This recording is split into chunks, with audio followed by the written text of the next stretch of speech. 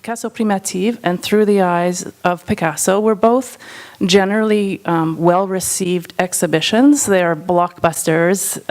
The subject is popular. But nevertheless, there were important critical voices and that came through that raised exactly the kinds of concerns that we saw raised with the Primitivism show and Into the Heart of Africa. And I think that here there was a sense that we could try to engage those kinds of issues and concerns. One of the things was working on helping with training of guides and thinking, for instance, about language that they could avoid as they interact with people. So all to be avoided, all those kinds of synonyms of primitive, simple, crude, wild, primary, ancient, exotic, anonymous, magical, tribal, tribe, childlike. And the thing is that they may hear visitors say those words and then they can respond with other vocabulary and give them other vocabulary. So in that sense, guides are a really important interface between an exhibition and visitors, and they themselves can act as kind of agents of disruption too. Also to be avoided, non-European, non-Western.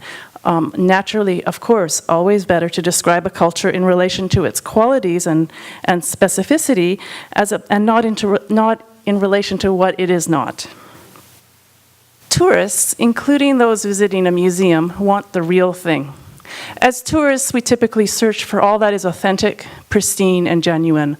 Natural history and anthropology museums respond to this nostalgia for the authentic by offering visitors exhibits of exotic others, other worlds, worlds long past.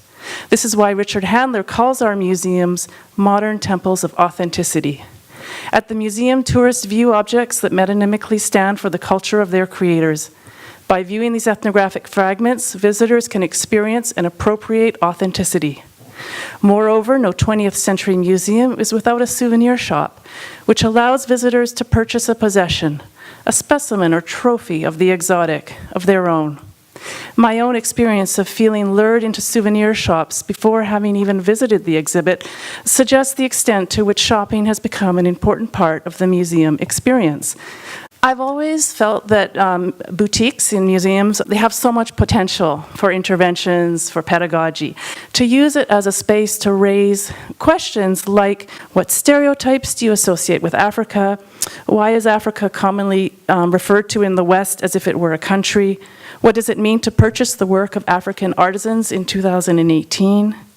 Does ethical consumption go far enough to redress inequities and create fairer exchange?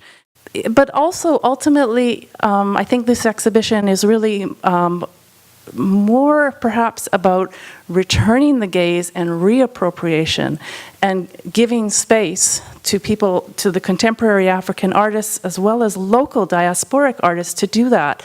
And ultimately, that act of creation, I think, works as a kind of implicit critique of appropriation.